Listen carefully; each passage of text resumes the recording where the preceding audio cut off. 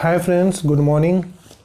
दोस्तों, जेएनयू बहुत जल्दी रिजल्ट डिक्लेयर करने वाला है। मैंने जैसा कि आपको बताया था 1-2-3 दिन के अंदर में रिजल्ट आ ही जाएगा। लेकिन सवाल ये है कि क्या आप रिजल्ट आने के बाद में तैयार हैं? क्या आप रेडी हैं?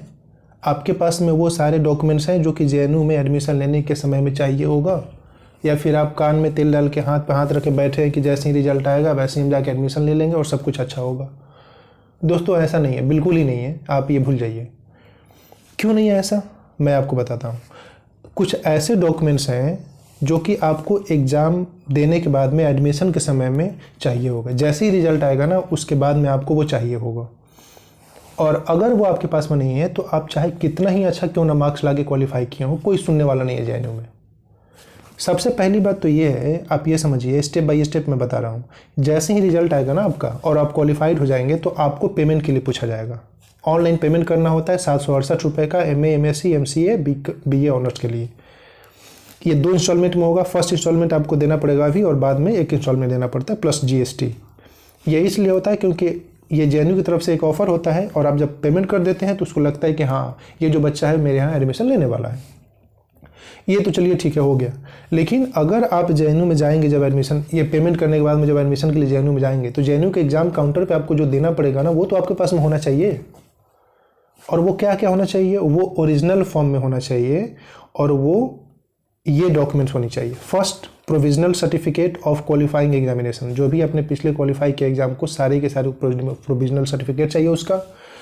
माइग्रेशन सर्टिफिकेट दोस्तों, अगर ये आपके पास में नहीं है तो आपको टाइम नहीं मिलेगा। समझिए होता क्या, देखिए, एक ट्रांसफ़र सर्टिफिकेट होता है और एक माइग्रेशन सर्टिफिकेट होता है। ट्रांसफ़र सर्टिफिकेट, जिसको हम डिसकंटिन्यूएशन सर्टिफिकेट भी बोलते हैं, वो तो आपके कॉलेज से मिल जाएगा जिस कॉलेज से आप पढ़ रहे हैं। मान लीजिए कोई यूनिवर्सिटी है और उसके एफिलिएटेड कॉलेज से आपने पास आउट किया है ग्रेजुएशन, तो वहाँ से आपको मिल जाएगा वो।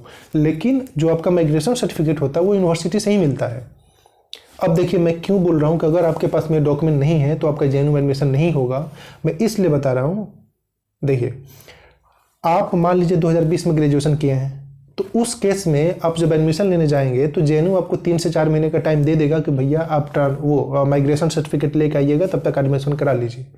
लेकिन अगर आपने 2018 या फिर 19 में किया है ग्रेजुएशन, और इस साल आप एग्जाम दे रहे हैं, यानी कि आपको 1 साल 2 साल या 3 साल का गैप है आपके एग्जाम के टाइम में, तो उस केस में जेएनयू आपसे अभी ही मांगेगा। जैसे ही आप एग्जाम काउंटर पर जाएंगे, वहाँ पर आपको माइग्रेशन सर्टिफिकेट देना पड़ेगा। अगर आप बोलेंगे कि मेरे पास नहीं है, मैं लेके दोबारा आऊँगा तब एडमिशन कराऊंगा, या फिर आप अभी एडमिशन कर लीजिए, जब बाद में आएंगे तब दे देंगे, तो उस केस में आपका उसमें एडमिशन होगा ही नहीं, चाहे आप कितना ही हाथ पाँव, कितना ही पैरवी क्यों ना लगा लीजिए। उसके बाद में आपको करेक्टर सर्टिफिकेट देना पड़ेगा उसी समय, anti ragging affidavits and discontinuation certificate.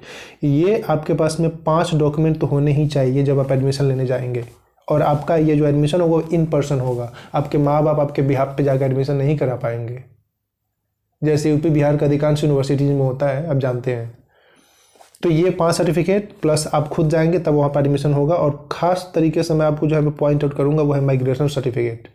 अगर आप 2020 से पहले पास आउट हुए हैं तो दोस्तों आप वो लेके जाइएगा। ये मत सोचिएगा कि मुझे 1 साल, मुझे 2 महीने 3 महीने का टाइम मिलेगा लेके देने का। ये बिल्कुल नहीं होगा, केवल उनके लिए होगा जो 2020 में ग्रेजुएशन पास किए हैं। चलिए अब आगे बात करते हैं दोस्तों। जो आपको ओवरऑल डॉक्यूमेंट्स चाहिए एग्जाम के समय में, हम उसकी बात करते हैं कि आपको क्या क्या चाहिए। आप प्रिपेयर हो जाइएगा और ये पूरा लेके जाइएगा। फर्स्ट जो होगा वो आपका इनरोलमेंट फॉर्म होगा। इनरोलमेंट फॉर्म आपको लेके जाना होगा। दूसरा जो होगा फॉर्म आपके पास में वो सेंट्रल लाइब्रेरी एप्लीकेशन फॉर्म होगा। तीसरा जो होगा वो आपके पास में 5 पासपोर्ट साइज फ़ोटो होनी चाहिए, रिसेंट का, तुरंत का खिंचवाया होना चाहिए 5 पासपोर्ट साइज फ़ोटो। दोस्तों, आपके पास में मैट्रिक का, चाहे हायर एजुकेशन, चाहे प्री यूनिवर्सिटी, कोई भी ऐसा डॉक्यूमेंट होना चाहिए जो कि ये प्रूफ करे कि आपका जो डेट ऑफ बर्थ है वो सही है। यानी कि आपके डेट ऑफ बर्थ के प्रूफ के लिए सब चाहिए, तो उसका 2 सेट चाहिए। उसके बाद में आपका करेक्टर सर्टिफिकेट, जहाँ से लास्ट आपने पास आउट किया है, अगर कॉलेज से किसी किए हैं तो वहाँ से, या फिर यूनिवर्सिटी से। उसके बाद में आपको यहाँ पे बैचलर डिग्री, मास्टर डिग्री का आपको पूरा मार्क्स का यहाँ पे देना पड़ेगा आपको डिटेल्स। अगर आप SC ST कैंडिडेट हैं तो आपका वहाँ पे SC ST सर्टिफिकेट लगेगा जो कि ओरिजिनल होना चाहिए। उसके बाद में OBC हैं तो भी आपका ओरिजिनल सर्टिफिकेट लगेगा। लेकिन अगर आप OBC जो बनवाते हैं वो जो बना होगा वो 2018-19 का ही होगा। उससे पहले का अगर होगा तो वो वैलिड वहाँ पे दोस्तों नहीं होगा। बहुत सारे ऐसे स्टूडेंट बोलते हैं 2017 2016 का, 2017 का दे देंगे हो जाएगा। ऐसा नहीं है, बिल्कुल नहीं होगा। 2018-19 का ही चाहिए, या फिर उसके बाद का चाहिए। उसके बाद दोस्तों अगर फिजिकल हैंडीकैप्ट है तो उसके लिए अलग प्रोविजन है, सेमी है।